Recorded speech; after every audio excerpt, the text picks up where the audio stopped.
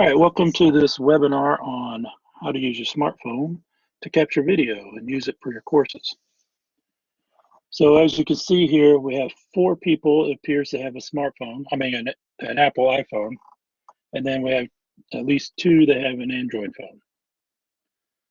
I'm going to cover things that should work for both types of phones, no matter which kind of Android you have. The problem with Android is there's so many different brands of phone. That's one advantage that iPhone has, is because Apple's the only one that makes that phone. So everything has to be exactly the same.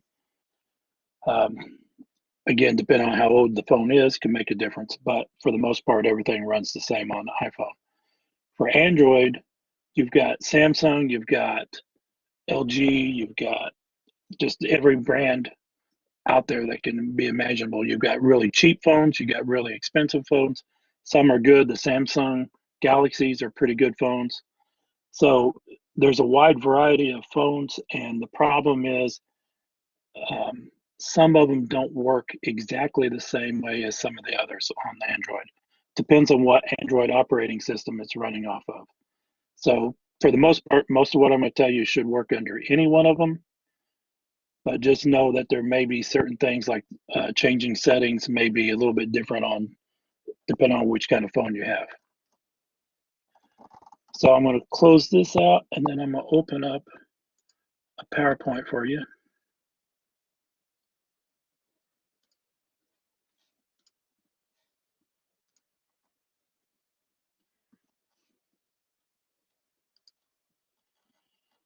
So when you're using a cell phone or a smartphone for video purposes, this is what we call portrait mode, portrait orientation. If you turn it sideways, this is called landscape or landscape orientation. You always want to try to record in landscape, not in portrait. Portrait looks great on a smartphone, but landscape works better on a computer or on a television or other types of devices. So if you can, always record it with your phone sideways. It doesn't matter what brand of phone it is, works better if it's turned sideways, okay? As you can see on this little graph, people will cry if you film it in portrait mode. I know I'm always complaining about people doing that. Some things you need to know, you might want to adjust your smartphone camera settings. Depending on which phone you have, it may be different on how you do it. But if you just go into your camera settings, you should be able to adjust it. The preferable method, and this is probably the default setting for most smartphones, is using what they call 1080p. And that's the standard video that we use today. So if you go on YouTube or Vimeo or any of those video platforms, that's the kind of thing you're going to find is usually at least 1080p.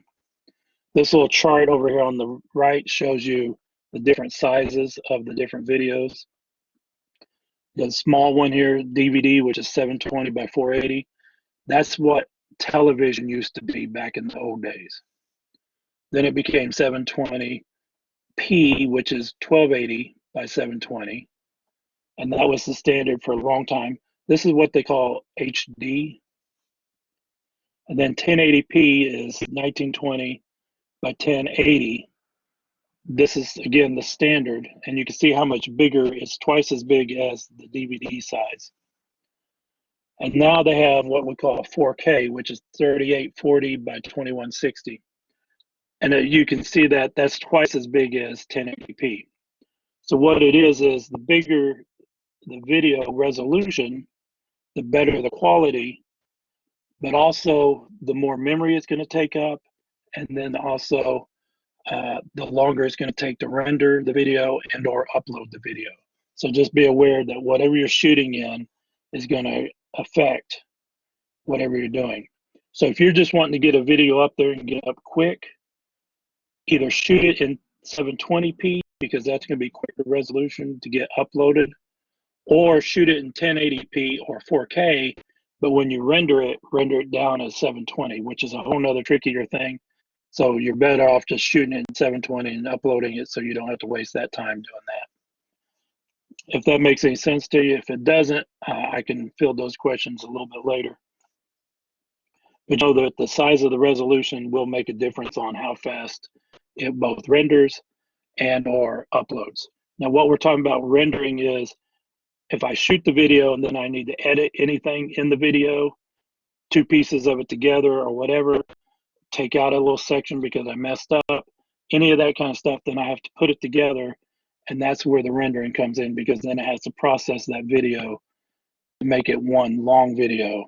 So just be aware that if you have to do any of that stuff, then that's things to worry about is rendering time and or upload time.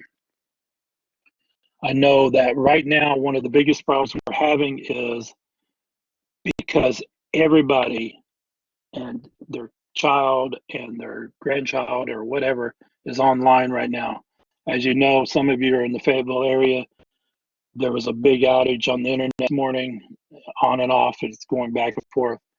Part of the problem is there's too many people online right now, because all the high school students, all the middle school students, elementary school students, their parents, all the people that are not working that are on Facebook or YouTube, all these things are drawing down on the internet, and it's causing it to bog down. And that's why you're going to see intermittent spurges of it working and not working. So just be aware that, be patient with your students because of that, as well as that hopefully they'll be patient with you because of that. So just know that if this goes down, it'll be recorded either way. So even if I have to do it separately, and then I'll put it back on Blackboard or somewhere for you to get it. So if you're going to use, preferred method is use 1080p for video. If you want to future-proof your videos, put them in 4K, you can always, again, if you know what you're doing, you can always go back and render it as a smaller file as a 1080p or 720 just to get it up there quicker. But you'll have that video ready for future purposes, larger screens, basically. So here's what you can use for filming with your smartphone. One, use a tripod. So here is a standard tripod. This just folds out and you put it on there. You want to use a tripod because this keeps the camera stable. The last thing you want to do is be shooting by hand and then it gets that shaky footage. Remember the old school home videos where everything was shaky and made people sick? You don't want that to be in your videos. You want them to look professional. So put them on a tripod. Now, even somebody like me that's done a lot of filming with my phone, I can't get it entirely steady with hand-holding the phone. So I use a tripod, or I use something like this. This is a gimbal. It's a mechanical stabilizer. So when I put the phone in here and I turn it on, no matter what I do, the camera stays level. So that's a good, useful tool. You don't have to have one of those. Just a simple $5 to $20 tripod is good. And then you're going to want to do one of these things as well. If you can see that, this is a selfie stick adapter. You can buy these at Walmart with the selfie stick for about $5. And all it does is it has a tripod connection here, and then your cell phone would mount into this so that you can screw it to a tripod, and then it's nice and steady for you. It's a must-have if you're going to use a tripod. You got to have some way to keep that camera stable. If you can't get one and you don't want to go to Walmart or one of those places, find something to rest your phone up against, a couple of books or something like that, so that it's nice and steady and aimed at what you want it to be aimed at. Okay.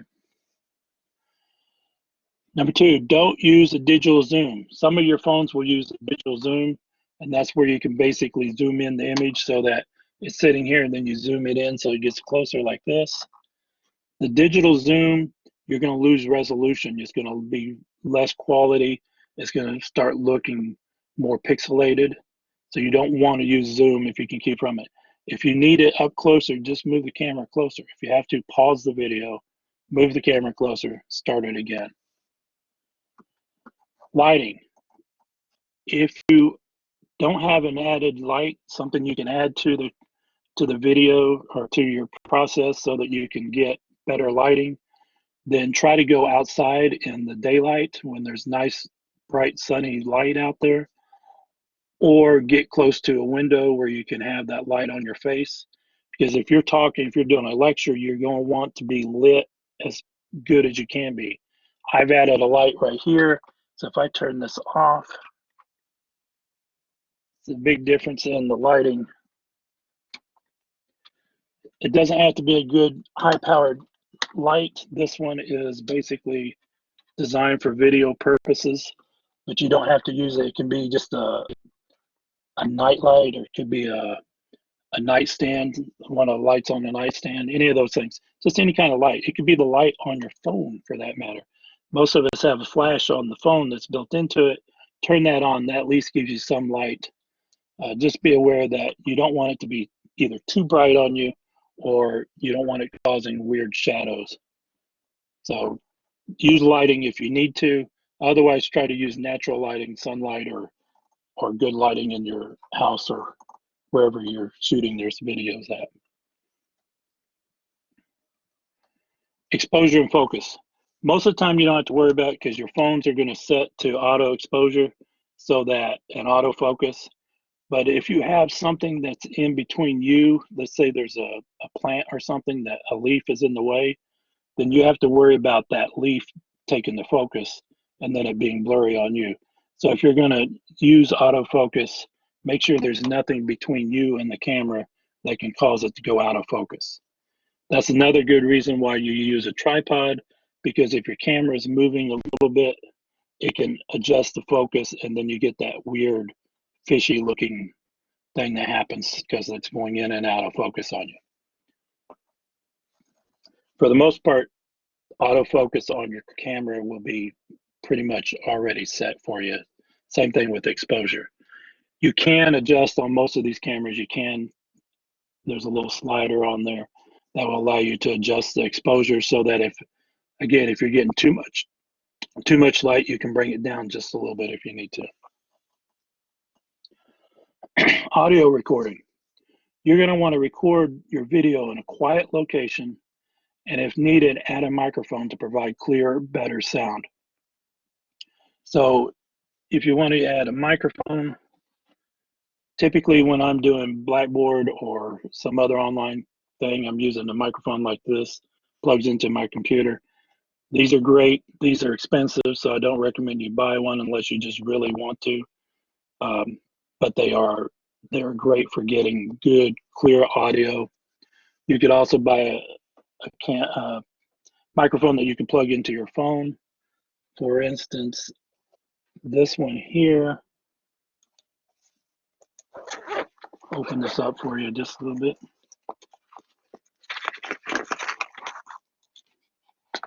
This is a wireless lapel mic that plugs straight into any smartphone through the audio adapter. If you have an Apple iPhone, you can use the little $10 headphone to lightning jack connector to plug into this to adapt. It also plug into any computer, any sound system has adapters and everything that comes with it for doing all that stuff. On Amazon, this is about 40 bucks, so it's not bad and it's good, high quality, and the charge on it lasts for at least an hour. Did you have a question, Alan?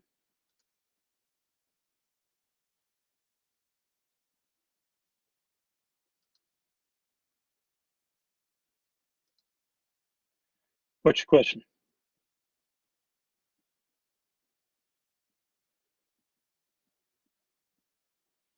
While he's asking a question, I'm using my iPod, my iPhone earpods for the microphone for this session we're doing right now, which is another good way to do it. Yeah, if you can get the adapter, the earpods work great. I've been using them for a long time now, so they work great. The Shure SM58B is an XLR microphone.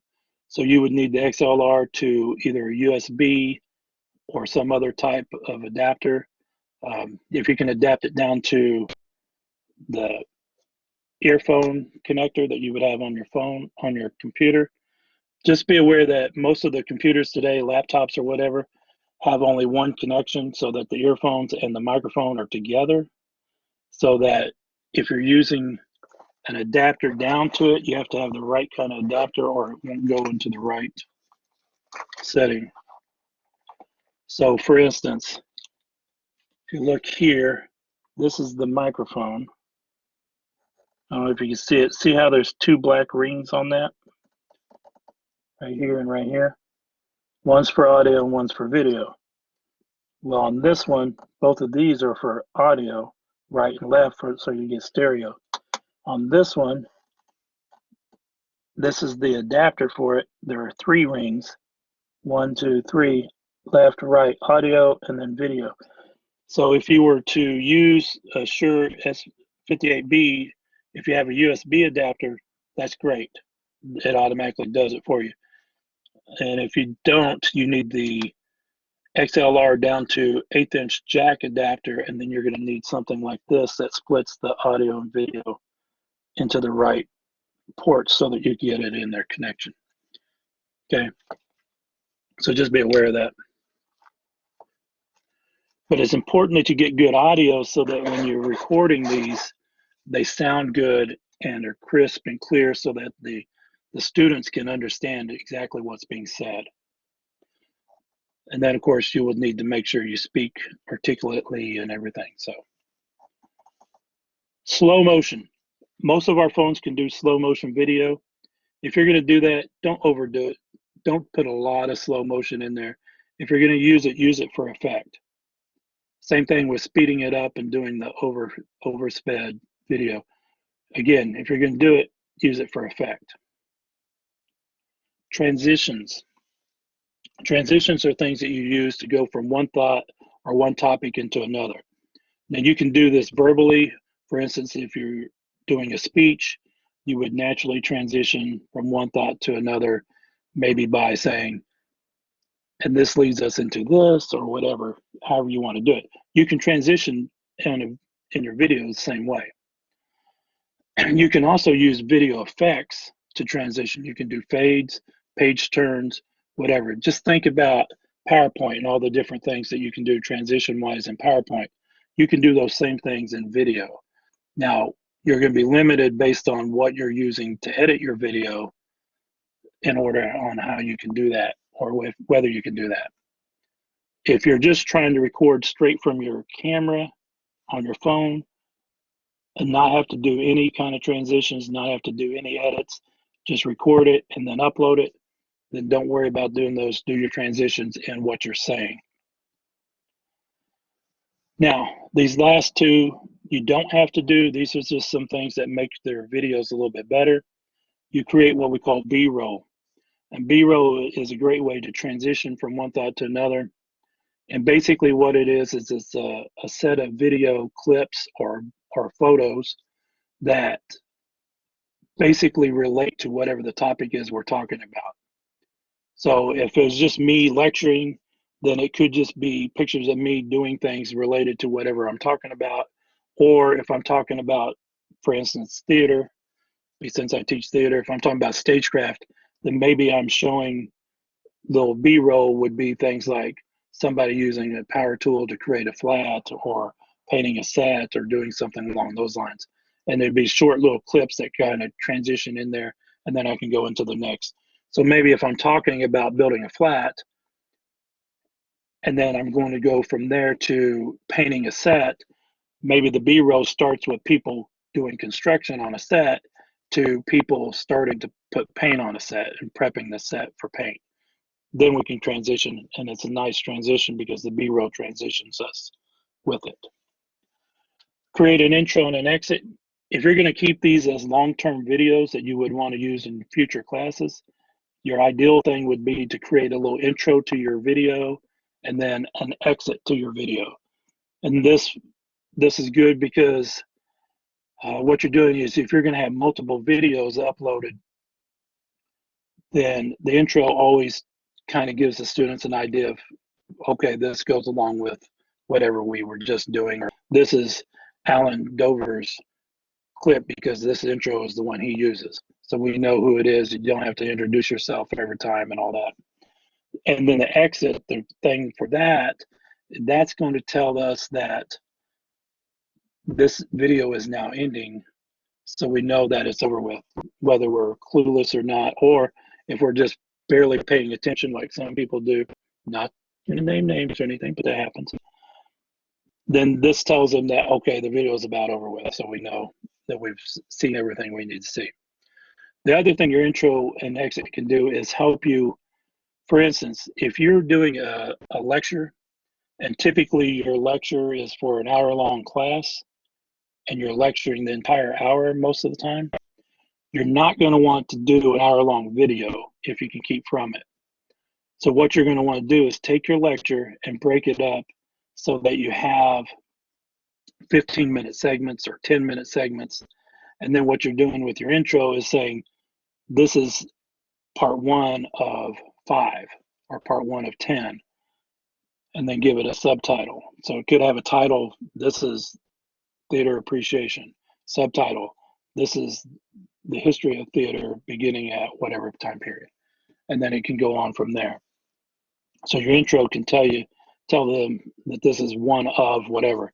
And then as you exit, you would also do the same thing, saying this exit is, this is part 1 of whatever.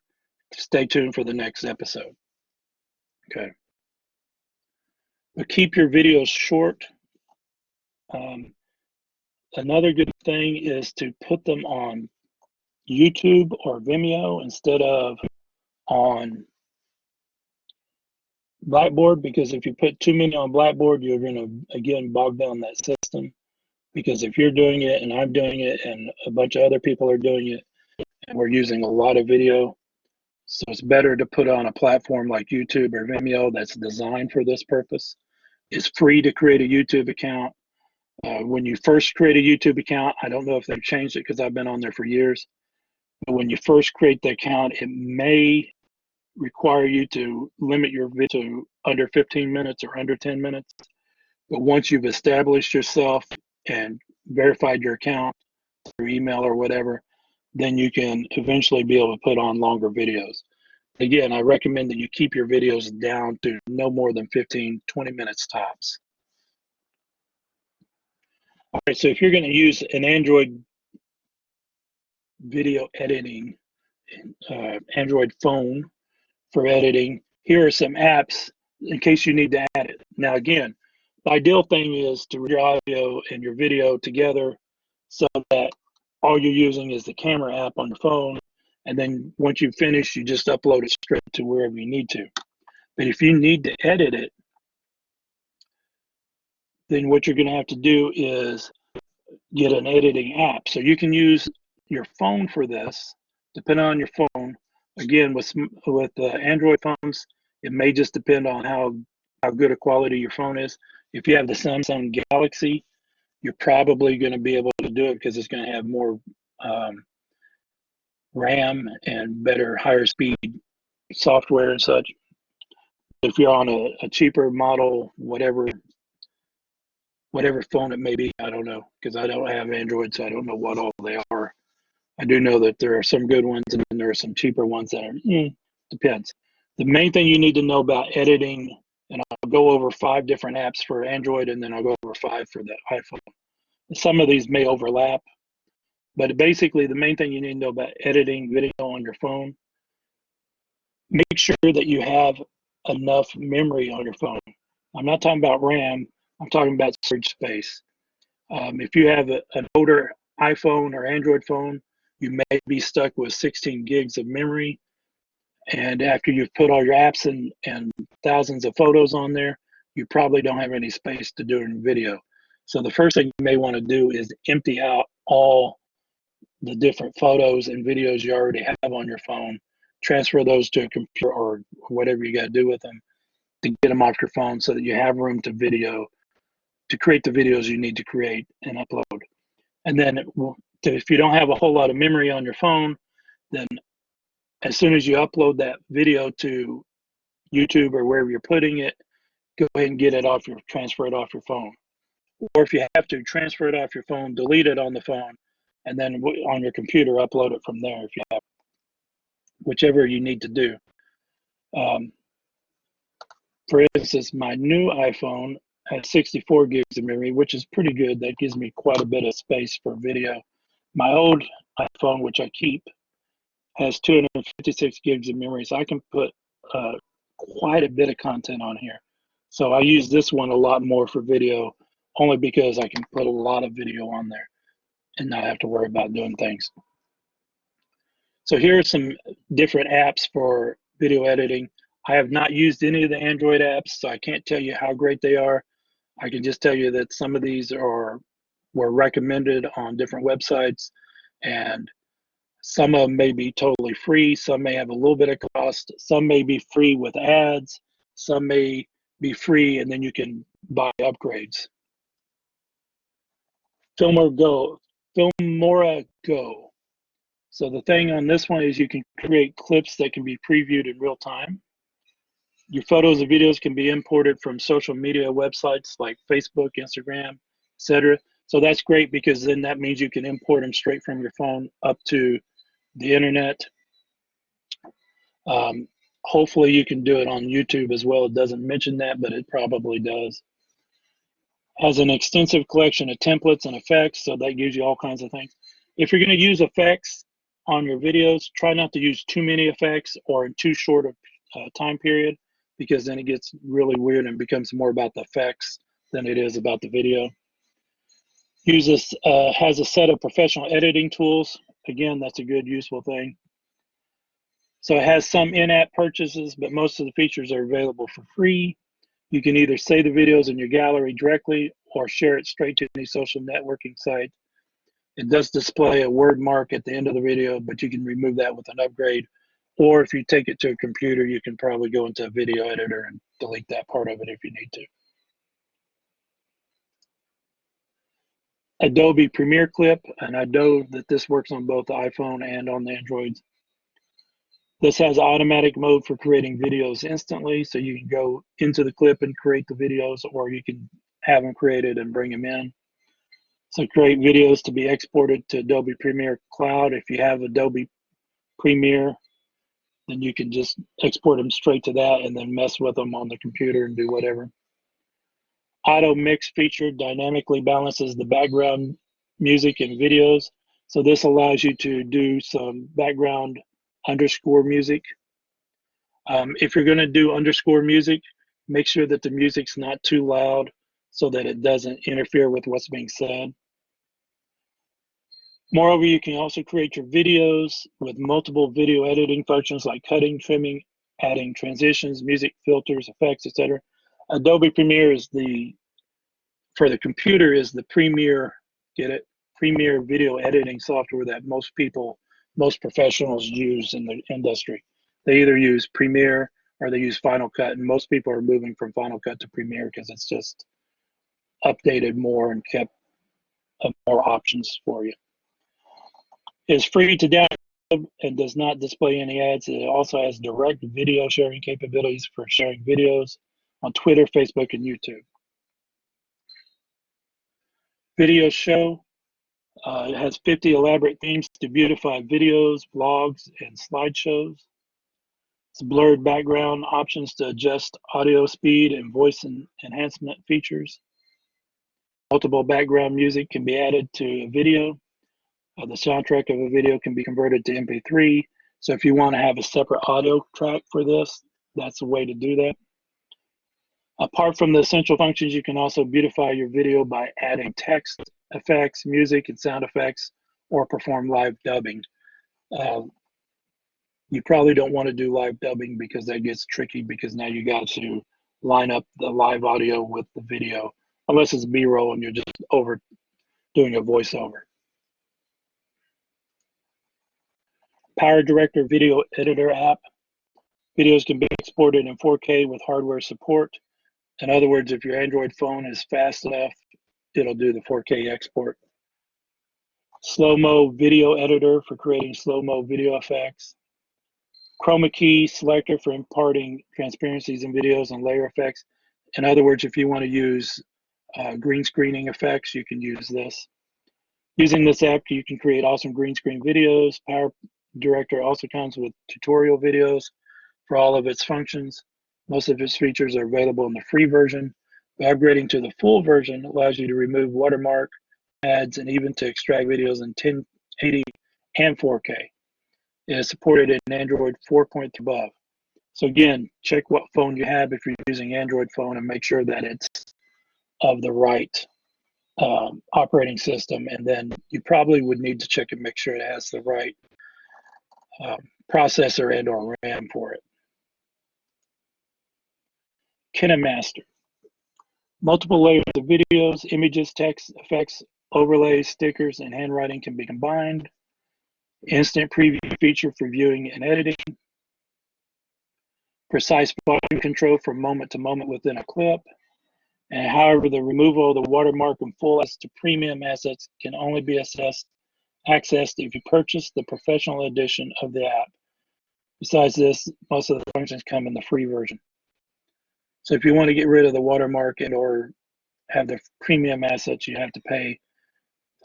The good thing about apps on phones is most of them tend to be fairly cheap, usually from $2 to $5. There may be a few that go over that, but most of them are fairly inexpensive.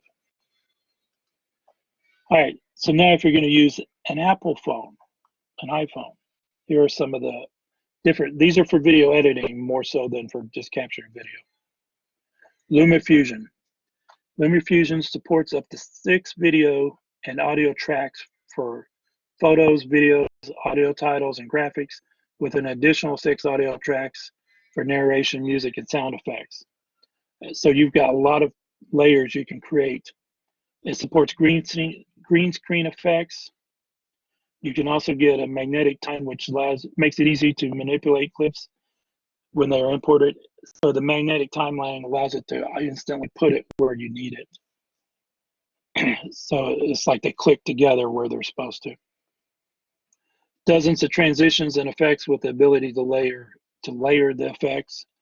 And finally, it comes with dozens of royalty-free music, sound effects, and more. The biggest problem with the Lumiere Fusion is it's about $20 to $30. I think it was 20 when I got it. When I was looking this up, it was about $30 now. So it is expensive, but it works. It can do more than most video editing phone for mobile devices. It can do more than most. It can do almost as much as probably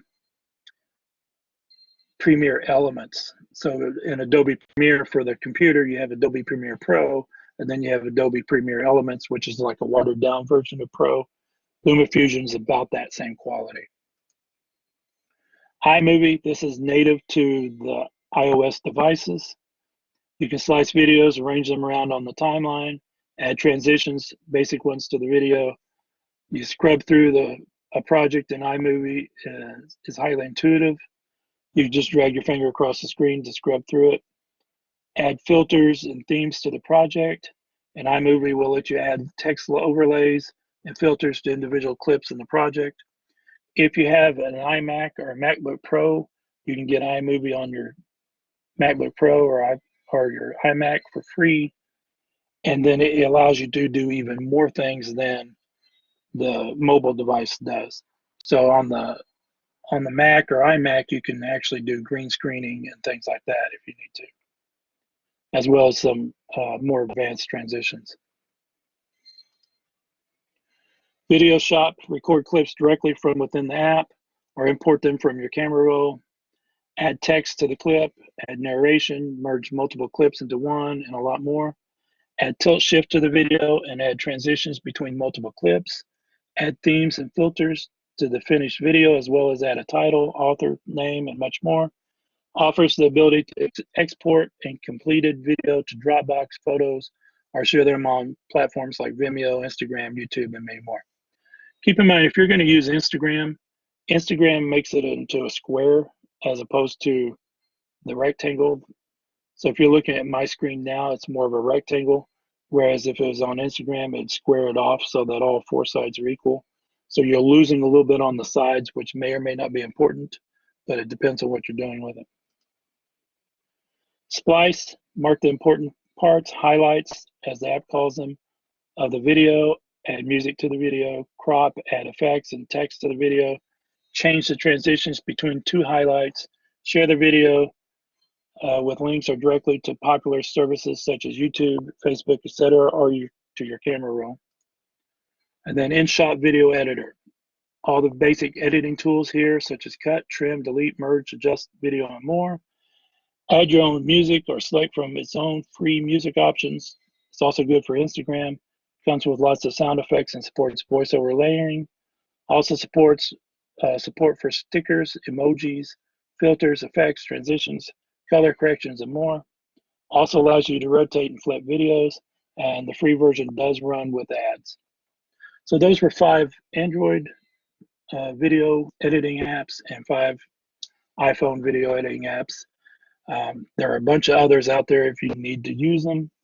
Again, ideally, you just want to shoot with your video on your phone, shoot it straight through.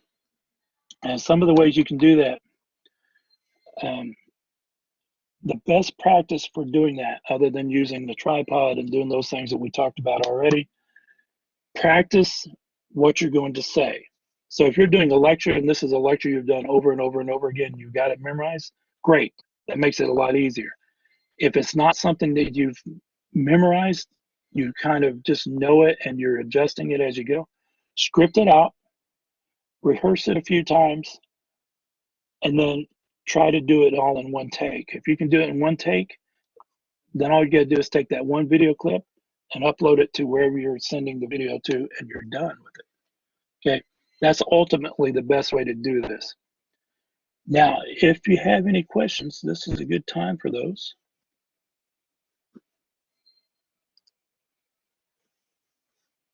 Just chat, stick them in the chat room if you have any.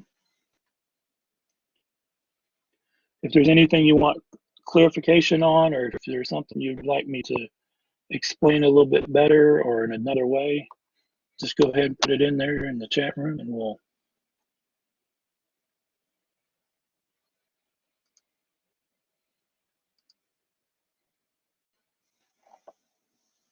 I need to do demos of cooking. Have a tripod, any tips? Of course, you're by yourself, so that helps. You would need a tripod.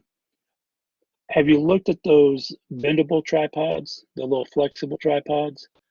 That way you can bend the camera over to the right angle that you need. You just have to make sure that it's in a position that it will get it so that it doesn't tip over on you.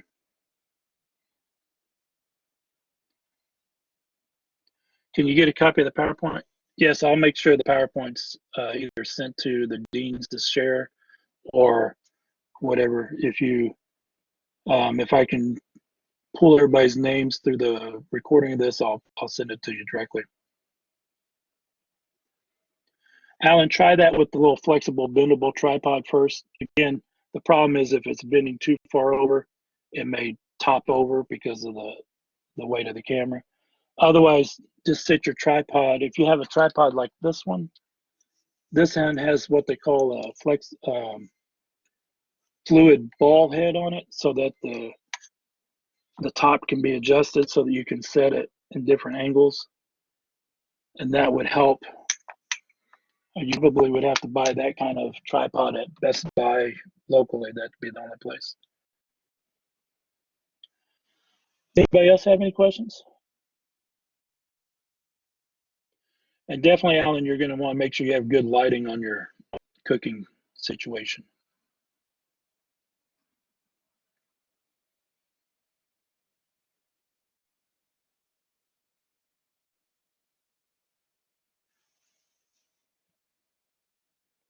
Oh, great. Yeah, track lights would be great.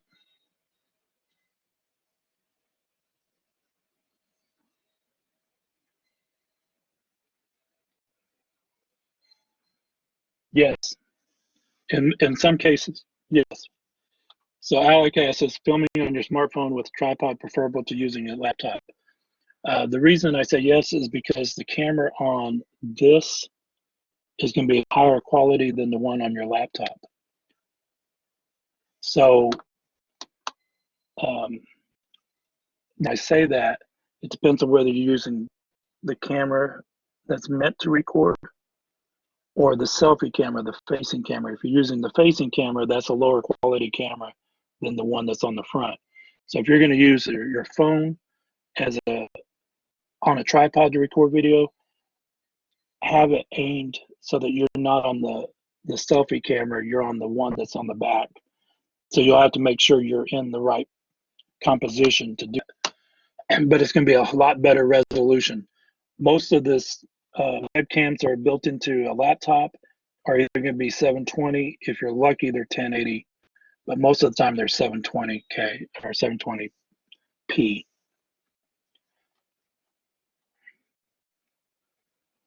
Oh, the under cabinet lights are going to really help you with the others, so that it helps keep the shadow of you out of the way. Do you have another microphone? You do. You got your AirPods, so that's what I would recommend you use for your audio.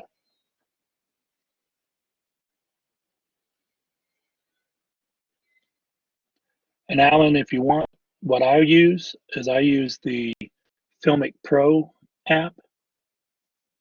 I'll spell it out in here. I believe Filmic Pro is on Android and on iPhone. This allows you to control other aspects of it. Oh yeah. Well, the Filmic Pro will also work with the 11 Pro, and it allows you to separate the different cameras out. So if you need just a wide angle, you can set it to just wide angle, or you can go to any one of the three phones or the three cameras to adjust it for whatever purposes you need. But it also works better with your AirPods for the sound recording. And you can adjust levels and do all kinds of things with it. Any other questions before we wrap this up?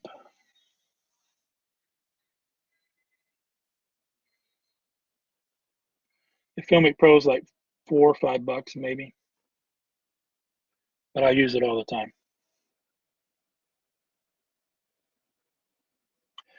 Your JBL Bluetooth headphones, those are your little AirPod ones, basically the little ones that work in your ear, not the big ones. Yeah, those are great quality. JBL puts out really good quality video or audio equipment. So yeah, one of my best friends has, besides you, has those, basically the same model that you have, and they work really good. All right, if there's no other questions, I'm going to wrap this thing up. If you want to, tomorrow I'm going to be doing a webinar tomorrow afternoon, I believe it is, on using YouTube for creating closed captioning for ADA compliance, because that's the quickest, easiest, cheapest way to do it. So I'm going to work on doing that tomorrow afternoon, I believe it is.